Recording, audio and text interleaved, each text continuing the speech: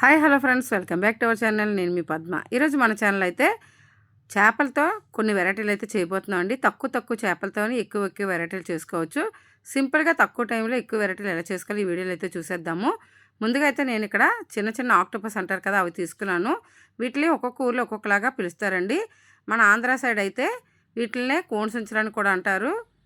ఇక్కడ చూడండి, చాలా విచిత్రంగా ఆక్టోపస్లోని చిన్న చేపలు అయితే లోపల దూరున్నాయి. మింగేస్తాయి కదా కొన్ని చేపలు, పెద్ద చేపలు చిన్న చేపల్ని. ఇందులో అయితే చిన్న చేప ఇలా దొరికిందండి. చాలా బుజ్జిగా ఉంది కదా చిన్న చేప.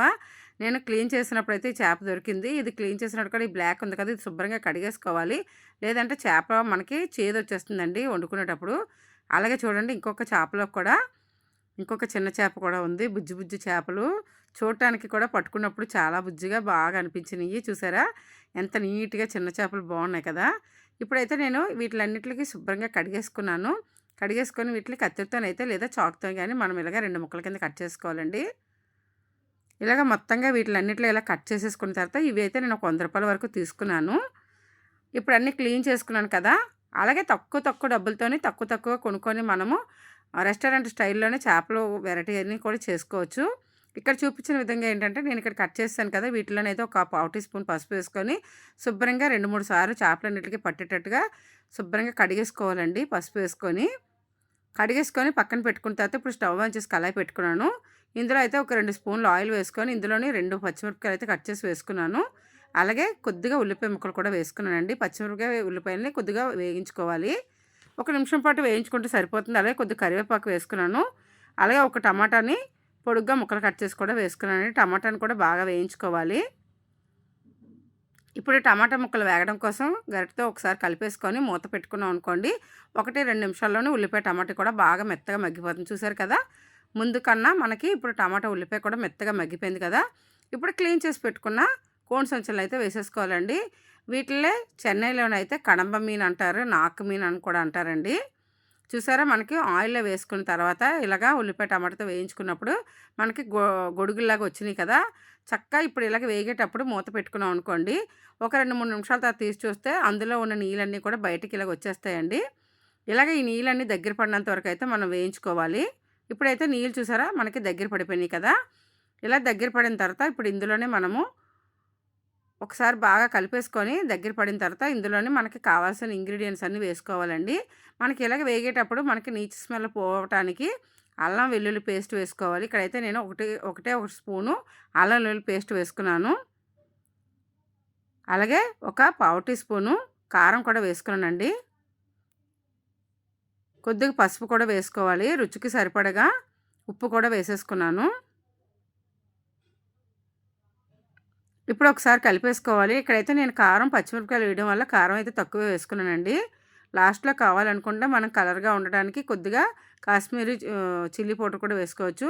ఇప్పుడు ఉడకటానికైతే ఒక గ్లాస్ నీళ్ళు వేయాలండి. నీళ్ళు వేయకుండా ఉడకబెట్టుకున్నాం అంటే ఈ ఆక్టోపస్ ముక్కలు అనేవి మనకి రబ్బర్ ముక్కల్లాగా అయిపోతున్నాయి. అలా కాకుండా కొద్దిగా నీళ్ళు వేసి ఉడకనివ్వాలి. నేనైతే ఒక 1/2 గ్లాస్ వరకు నీళ్ళు అయితే వేసుకున్నానండి. తక్కువే కదా, మనకి క్వాంటిటీ తక్కువ ఉండడం వల్ల ఇలాగైతే చేసుకొని రెడీ చేసుకుని ఆక్టోపస్ కర్రీ అయితే రెడీ అయిపోయింది. ఇప్పుడు ఇంకొక డిష్ ఏంటని చూద్దాము. ఇప్పుడు స్టవ్ ఆన్ చేసుకొని కళాయి పెట్టుకున్నాను. కళాయి వేడెక్కిన తర్వాత కొద్దిగా ఆయిల్ వేసుకొని ఇందులోనైతే ఒక 4 పచ్చిమిరపకాయలు అయితే కట్ చేసి వేసుకున్నానండి. అలాగే 2 ఉల్లిపాయలు పొడుగ్గా ముక్కలు కట్ చేసి వేసుకున్నాను. ఇప్పుడు నేను ఇక్కడ సీలా మీన్ అనేది పులుసు పెడుతున్నాను. ముందుగా అయితే ఆక్టోపస్ అయిపోయినాయి కదా, ఇప్పుడు సీలా మీన్ అనేది పులుసు పెడుతున్నానండి. ఇక్కడ 4 పచ్చిమిరపకాయలు అయితే తీసుకున్నాను. ఒక సీలా మీన్కి ఒక దగ్గర 10 ముక్కల్లాగా ఉంటాయి. 10 ముక్కల పులుసుకి 4-5 పచ్చిమిరపకాయలు 2 ఉల్లిపాయ ముక్కలు అయితే వేసుకున్నాను. ఇప్పుడు ఉల్లిపాయని పచ్చిమిరపకాయని నూనెలోని బాగా వేయించుకోవాలి. పులుసుకైతే మరీ వేగనవసరం లేదు ఉల్లిపాయలు. ఇప్పుడు ఇందులోకే 2 టమాటా ముక్కలు కట్ చేసి పొడుగ్గా వేసుకున్నాను. కొద్దిగా కరివేపాకు కూడా వేసుకున్నాను. ఇప్పుడు వీటిని బాగా వేయించేసుకోవాలి నూనెలోని. టమాటా ముక్కలు ఎక్కువగా ఉన్నాయి కనుక 1-2 నిమిషాల పాటు మూత పెట్టుకున్నాం అనుకోండి, ఉల్లిపాయ టమాటా కూడా మెత్తగా మగ్గిపోతాయి అన్నమాట.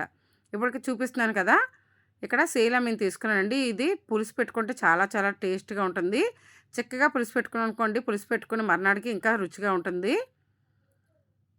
ఇవైతే ఉప్పే శుభ్రంగా కడిసి పక్కన పెట్టుకున్నాను. ఈలోపు మనకి ఉల్లిపాయ టమాటా కూడా మెత్తగా వేగిపోయినాయి. చూసారు కదా, ఇలా గరిటతో ఒకసారి బాగా కలిపేసుకొని గరిటతో నొక్కి పెట్టుకున్నాం అనుకోండి, మనకి టమాటా ముక్కలన్నీ మెత్తబడిపోతాయి. ఇప్పుడు ముందుగా నానబెట్టుకుని చింతపండుని రసం పిండుకొని వేసుకోవాలి. ఇప్పుడు ఇందులోనే పులుసుకు సరిపడగా కారం, నేనైతే ఇక్కడ 1.5 స్పూన్ వరకు కారం వేసుకున్నానండి. రుచికి సరిపడగా ఉప్పు కూడా వేసేసుకున్నాను. అలాగే ఫిష్ మసాలా ఉన్నది కదా, అది కూడా ఒక పావు టీ స్పూన్ అయితే వేసుకున్నానండి. అలాగే ఇందులోని కొలంబో మసాలాను కూడా ఉంటుంది, పులుసు మసాలా, అది కూడా ఒక 2 స్పూన్ల వరకు వేసుకున్నాను. ఇప్పుడు వీటిలన్నిటిని బాగా కలిపేసుకోవాలి. ఇలాగ ఒకసారి కలిపిన తర్వాత ఒక 2-3 నిమిషాల పాటు మూత పెట్టుకున్నాం అనుకోండి, పులుసు బాగా మరగాలి. చూసారా, కొద్దిగా మనకి నీళ్ళని తగ్గినాయి కదా పులుసు. ఇప్పుడు ఇలాగ పులుసు బాగా చిక్కగా మరిగినప్పుడు కట్ చేసి పెట్టుకున్న ముక్కలన్నిటిని కూడా వేసేసుకోవాలి. ఇప్పుడు పులుసులోని ముక్కలన్నీ వేసేసుకొని మనకి ఒక సైడ్ నుంచి అయితే కలుపుకోవాలండి. వేసిన వెంటనే కూడా కలుపుకోకూడదు. ఇక్కడ చూస్తున్నారు కదా, తల ముక్కలు, తోక ముక్కలు అన్నీ కూడా వేసేసి పులుసులోకి ఒక సైడ్ నుంచి, ఎడ్జ్ నుంచి మధ్యలోని కాకుండా ఒక సైడ్ నుంచి ఇలాగా చూపించిన విధంగా కలిపేసుకొని చిన్నగా కట్ చేసుకొని కరివేపాకు, కొత్తిమీర వేసుకుని అనుకోండి, పులుసులోని మంచి వాసన వస్తుంది.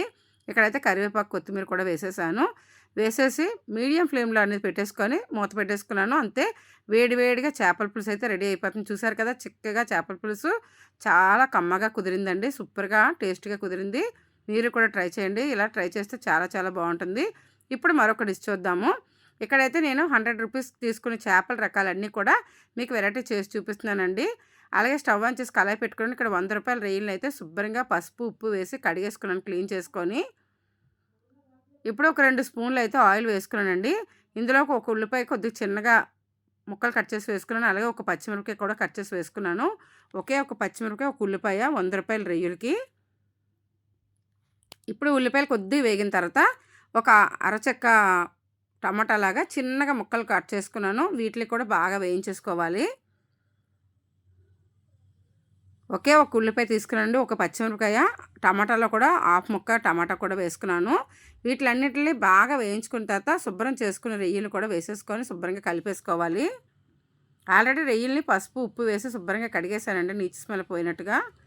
ఇప్పుడు ఇలాగ వేగినప్పుడు మనకు తెల్లగా వచ్చినాయి కదా, ఇందులోని ఒక పావు టీ స్పూన్ పసుపు వేసేసుకొని మనకి నీచు స్మెల్ రాకుండా మూత పెట్టుకొని ఒక 2 నిమిషాలు వేగనివ్వాలి. అందులో వాటర్ అంతా రిలీజ్ అవుతుంది. చూసారా, మనకి వాటర్ అంతా రిలీజ్ అయ్యి ఆయిల్ అయితే బయటకు తేలింది కదా, ఇలాగ వేగించుకోవాలి మనం రొయ్యల్ని. ఇప్పుడు రొయ్యలు బాగా వేగిపోయాయి కదండి, ఇందులోకి అయితే ఒక అర టీ స్పూను వెల్లుల్లి పేస్ట్ వేసుకుంటున్నాను. అలాగే ఒక అర టీ స్పూన్ కారం, రుచికి సరిపడగా ఉప్పు, కొద్దిగా కొత్తిమీర, కొద్దిగా చిన్నగా కట్ చేసుకున్న కరివేపాకు, అలాగే పావు teaspoon Kashmir chilli powder కూడా వేసాను. వీటిలన్నిటిని బాగా వేయించేసుకోవాలండి.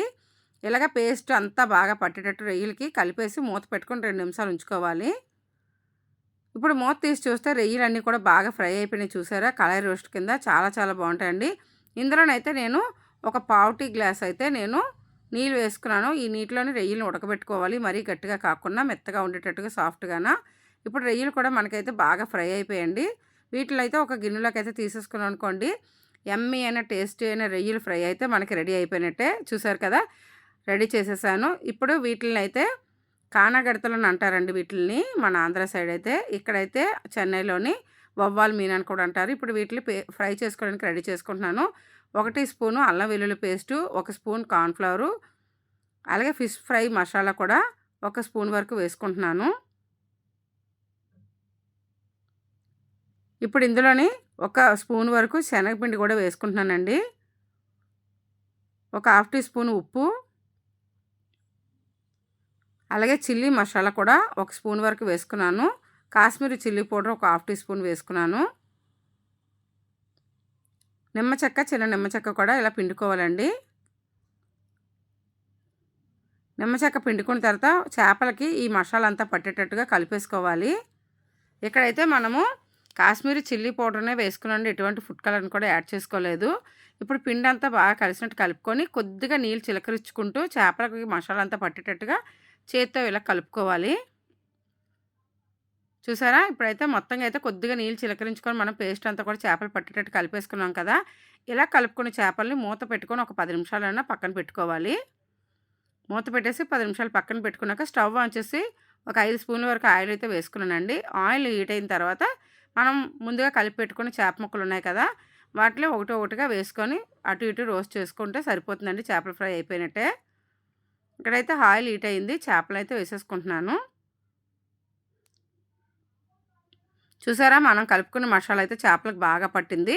ఇలా కలుపుకొని ఒక 10 నిమిషాలు పక్కన పెట్టుకున్నాం అనుకోండి, లోపల తినేటప్పుడు కూడా చప్పగా కాకుండా మనకి టేస్ట్‌గా ఉప్పు, కారం కూడా బాగా పడుతుంది. ఇప్పుడైతే నేను తీసుకున్న చేప ముక్కలన్నిటిలో కూడా ఉప్పు, కారం కలిపేసుకొని మిగతా ఉండిపోయిన ఉప్పు, కారం మసాలానంతా కూడా చేపలకి ఇలా మీదన చేత్తోని అద్దేసుకున్నాం అనుకోండి, మనం తిప్పుకున్నప్పుడు కూడా బాగా రోస్ట్ అయిపోతాయన్నమాట చేపలు. ఫ్రై కూడా క్రిస్పీగా బాగా వస్తుంది. ఎక్కడ అంటుకోకుండా ఉంటుందండి. ఈ మసాలా ట్రై చేయండి. చాలా చాలా బాగా కుదురుతాయి. ఇక్కడైతే ఫ్లేమ్ హైలో పెట్టేసుకొని ఒక పక్క 5 నిమిషాలు వేయించుకున్న తర్వాత మరొక పక్క అయితే తిప్పుకోవాలి. ఒక పక్క ఎగిపోయింది చూసారా? మనం తిప్పినప్పుడు అంటుకోకుండా ఈ మసాలా అయితే కొంతమందికైతే చేపలు మసాలా పెట్టినప్పుడు అంటుకుంటాయి కదండీ! అంటుకోకుండా ఉండాలి అంటే మనకి శనగపిండి, కార్న్‌ఫ్లవరు అలాగే కొద్దిగా వరిపిండి కూడా వేసుకున్నాం అనుకోండి, మనకి కళాయికి అనేది అంటుకోకుండా చేపల ఫ్రై అయితే బాగా శుభ్రంగా వస్తుందండి. టేస్ట్ కూడా చాలా బావుంటుంది. అలాగే లాస్ట్‌లో మనము నిమ్మకాయ పిండుకున్న కూడా బావుంటుందండి. ఫ్రై చేసుకొని తర్వాత తినే ముందు నిమ్మకాయ పిండుకొని తిన్నా కూడా చేపల ఫ్రై బావుంటుంది. చూసారు కదా! నేను అటు టర్న్ చేసుకున్న తర్వాత మూత అయితే పెట్టుకొని ఈ చేపలైతే వేయించేసుకున్నాను. ఇప్పుడు చేపలైతే చూసారు కదా! 2 పక్కల కూడా బాగా వేగిపోయాయి ఎక్కడ అంటుకోకుండా కళాయికి. ఇలా వేగిపోయిన చేపల్ని మనం ఒక గిన్నెలోకి కానీ, లేదంటే మన ప్లేట్‌లో సర్వింగ్ ప్లేట్‌లోకి కానీ తీసుకున్నాం అనుకోండి, వేడి వేడి అన్నంలోని రసం వేసుకొని ఈ చేపల ఫ్రైని నంచుకొని తిన్నా కూడా టేస్ట్ చాలా బావుంటుందండి. లేదా పిల్లలకి ఈవినింగ్ స్నాక్స్ లాగా ఇచ్చినా కూడా ఇష్టపడి తింటారు.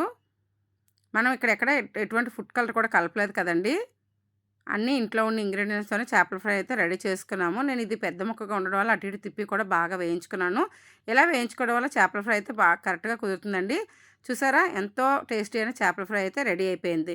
ఇక్కడ అన్నీ మీకు చూపించినయన్నీ రూ. 100 చేపలేనండి. ఆ రోజు ఒక్క రోజుకే నేను ఇవన్నీ వెరైటీలన్నీ మా పిల్లల కోసం చేశాను. అలాగే ఇక్కడ రూ. 100 నెత్తళ్ళు కూడా తీసుకున్నాను. ఈ నెత్తళ్ళని కూడా శుభ్రంగా ఉప్పేసుకొని 4, 5 సార్లు కడిగేసుకున్నానండి. చూసారా? మనకి గ్లాస్ ఎదురుగా ఉన్నాయి కదా! మెరుస్తున్నాయి. ఇందులోకి ఒక స్పూన్ వరకైతే కార్న్‌ఫ్లవర్ వేసుకున్నాను. ఒక అర టీ స్పూను వరిపిండి వేసుకున్నానండి. 2 స్పూన్ల వరకైతే శనగపిండి వేసుకున్నాను. వరిపిండి, కార్న్‌ఫ్లవరు, అల్లం వెల్లుల్లి పేస్టు, శనగపిండి కూడా వేసుకున్నాము. ఇప్పుడు ఇందులోనే ఉప్పు, కారం కూడా వేసేసుకోవాలి. మనకి రుచికి సరిపడగా. మనకి పచ్చి చేపలు వండుకునేటప్పుడు, ఎండు చేపలు వండుకున్నప్పుడు ఉప్పు కొద్దిగా తగ్గించి వేసుకోవడం మంచిదండి. నోరు ఆరకుండా ఉంటుంది. ఇక్కడైతే ఒక స్పూన్ వరకు కారం వేసుకున్నాను. ఒక అర టీ స్పూను కాశ్మీరీ చిల్లీ పౌడర్‌ని కూడా వేసుకున్నాను. ఇప్పుడు ఇందులోనే ఫ్రై మసాలా ఉంటుంది కదండీ! చేపల ఫ్రై మసాలా. ఆ మసాలాను కూడా ఒక స్పూన్ వరకు వేసుకున్నాను. కొద్దిగా కరివేపాకు కూడా వేసుకోండి. ఫ్లేవర్ చాలా బావుంటుంది. ఇప్పుడు వీటిలన్నిటికి కూడా మనకి మసాలా పట్టినంత కలుపుకోవాలండి. ఇందులో నెత్తల్లోనైతే మనం వాటర్ వేసుకోవసరం లేదు. పకోడీలాగా నెత్తలు పకోడీలాగా వేయించుకుంటే సూపర్ టేస్ట్‌గా ఉంటాయి. చాలా బాగా కుదురుతాయండి. ఇవైతే మనకి పిల్లలకి ఈవినింగ్ స్నాక్స్ లాగా ముల్లులు గుచ్చుకోకుండా ఉంటాయి. పిల్లలకి ఎప్పుడైనా మనం చేసి ఇవ్వాలంటే ఇలా పిండేసి కలిపేసి ఫ్రై చేసి ఇచ్చామనుకోండి పిల్లలు కూడా ఇష్టపడి తింటారు.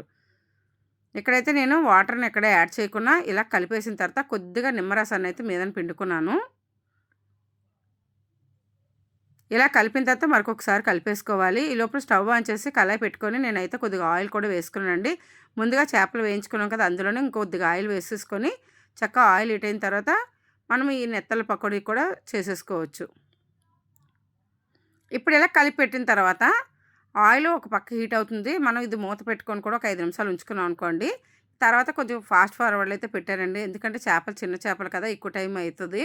అందుకని ఫాస్ట్ ఫార్వర్డ్ పెట్టి ఫ్లేమ్ అనేది మీడియంలోనే పెట్టుకున్నాను. మీడియంలో పెట్టుకొని ఈ నెత్తల పకోడీకి అయితే ఇలాగ ఒకటి ఒకటిగా వేసేసుకొని క్రిస్పీగా చక్కగా నెత్తలు క్రిస్పీగా వేయించుకున్నాము. ఇలాగ ఒకటి ఒకటి వేసేసిన తర్వాత ఒక 3, 4 నిమిషాలు వేయించుకుంటే సరిపోతుందండి. నెత్తల పకోడీ అయితే రెడీ అయిపోతుంది. చూసారా ఎంత క్రిస్పీగా కలర్‌ఫుల్‌గా కనిపిస్తున్నాయో. చక్కగా ఇలాగ వేయించుకున్న నెత్తళ్ళన్నిటిని కూడా ఒక గిన్నెలోకి అయితే తీసేసుకోవాలి. చక్కగా కరివేపాకుతో వేయించుకోవడం వల్ల మంచి ఫ్లేవర్‌గా ఉన్నాయి. తినేటప్పుడు చాలా టేస్ట్‌గా అనిపించినాయండి. అలాగే కలిపి పెట్టుకున్న నెత్తళ్ళన్నిటిని కూడా నేను కలిపి పెట్టుకున్న అయితే 3 బ్యాచ్‌లుగా అయితే వేసుకొని వేయించేసుకున్నాను. ఇలా ఒక పక్క వేయించేసుకున్న తర్వాత 2 పక్కలు తిప్పేసుకొని అటు ఒక 2 నిమిషాలు, ఇటు ఒక 2 నిమిషాలు ఫ్రై చేసుకున్నాం అనుకోండి. నెత్తల పకోడీ అయితే రెడీ అయిపోయినట్టే. ఇప్పుడు మూడోసారి కూడా కొద్దిగా ఉండిపోయినయి కూడా వేసేసుకొని చక్కగా మనం క్రిస్పీగా వేయించేసుకున్నాం అనుకోండి. రసంతోని పప్పుచారుతోని కానీ వేసుకొని తింటే చాలా బావుంటది. అలాగే ఇప్పుడు నెత్తల పకోడీ రెడీ అయిపోయింది కదా! కొద్దిగా పచ్చిమిరపకాయలు, కొద్దిగా కరివేపాకు కూడా వేసుకొని మీదన వేసేసుకున్నాను. ఇక్కడ నెత్తల పకోడీ కూడా క్రిస్పీగా చూసారు ఎంత బాగా చేత్తో విరిస్తే విరిగినట్టుగాన నెత్తల పకోడీ రెడీ అయిపోయింది. ఇప్పుడు ఈ వీడియో అంతా మీకు నచ్చిందనుకుంటున్నాను. లైక్ చేసి, షేర్ చేసి, సబ్స్క్రైబ్ చేయండి. మీ ఫ్రెండ్స్ అండ్ రిలేటివ్ కూడా షేర్ చేయండి. Thank you for watching. Bye.